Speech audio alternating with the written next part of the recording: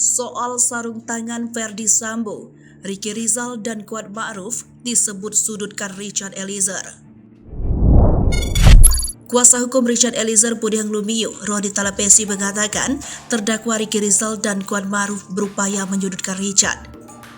Ini dilakukan dengan mengubah keterangan soal Ferdy Sambo memakai sarung tangan sebelum pembunuhan Nofriansah Yosua Huta Barat pada Jumat 8 Juli 2022.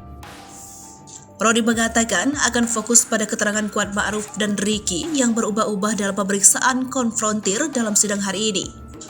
Ia mencatat ada beberapa perubahan keterangan dua terdakwa tersebut dan yang krusial soal sarung tangan. Ricky Rizal dan Kuat Ma'ruf menjadi saksi mahkota dalam sidang terdakwa Richard Eliezer.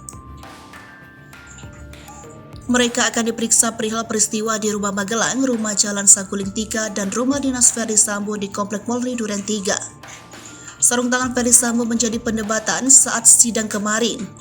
Kuasa hukum Ferdy Sambo Arman Hanis mengatakan kliennya tidak mengenakan sarung tangan seperti yang disebutkan ajudannya, Azan Romar, saat bersaksi Selasa kemarin 29 November 2022.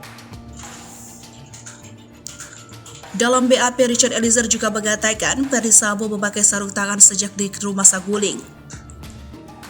Arman mengatakan dalam tayangan rekaman CCTV Pos Satpam Perumahan yang diputar Jaksa Penuntut Umum, Ferdy Sambo tidak mengenakan sarung tangan hitam seperti yang diklaim Azan Romar dalam kesaksiannya maupun berita acara pemeriksaan.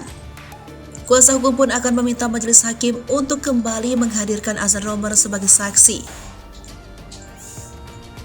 Pasalnya, kesaksian Robert sebelumnya mengatakan pada saat turun dari mobil dan mengambil senjata yang terjatuh, ia melihat Ferdy Sambo memakai sarung tangan.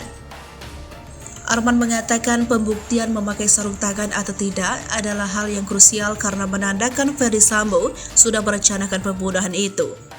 Sehingga lanjut Arman saat penting membantah kesaksian Robert melalui rekaman CCTV karena jelas Ferdy Sambo tidak memakai sarung tangan.